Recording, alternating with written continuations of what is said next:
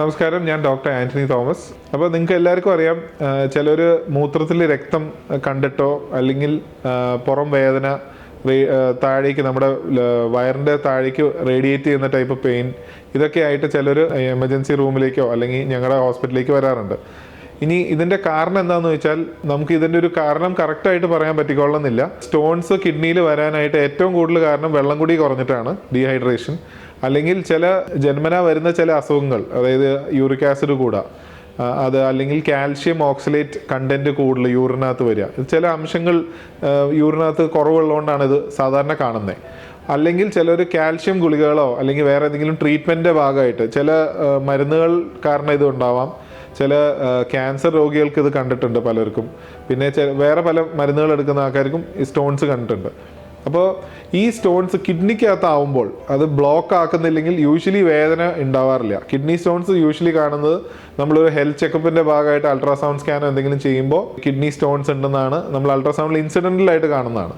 പക്ഷേ ഈ സ്റ്റോൺ കിഡ്നിയിൽ നിന്ന് താഴേക്ക് വന്ന് യുറേറ്റർ എന്ന് പറഞ്ഞ ട്യൂബ്, മൂത്രസഞ്ചിയിലേക്ക് പോകുന്ന ട്യൂബിൽ എവിടെയെങ്കിലും തടഞ്ഞിരിക്കുമ്പോഴാണ് ഇതിൻ്റെ സിവിയർ ആയിട്ടുള്ള പെയിനും പിന്നെ യൂറിനകത്ത് ബ്ലഡും കാര്യങ്ങളൊക്കെ സാധാരണ കാണാം.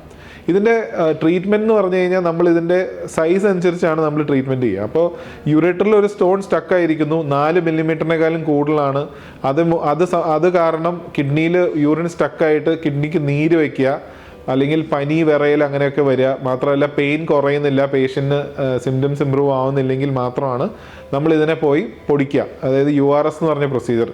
നമ്മൾ ഈ ട്യൂബിനകത്ത് പോയി ചെറിയ മുറിവുകളൊന്നും ഇല്ലാണ്ട് തന്നെ ട്യൂബിനകത്ത് പോയി ലേസറിൽ ഇതിനെ തരികളാക്കി കളഞ്ഞിട്ട് നമ്മൾ സ്റ്റെൻഡിങ് എന്ന് പറഞ്ഞ സ്റ്റെൻഡ് എന്ന് പറഞ്ഞ ട്യൂബ് ഇടും.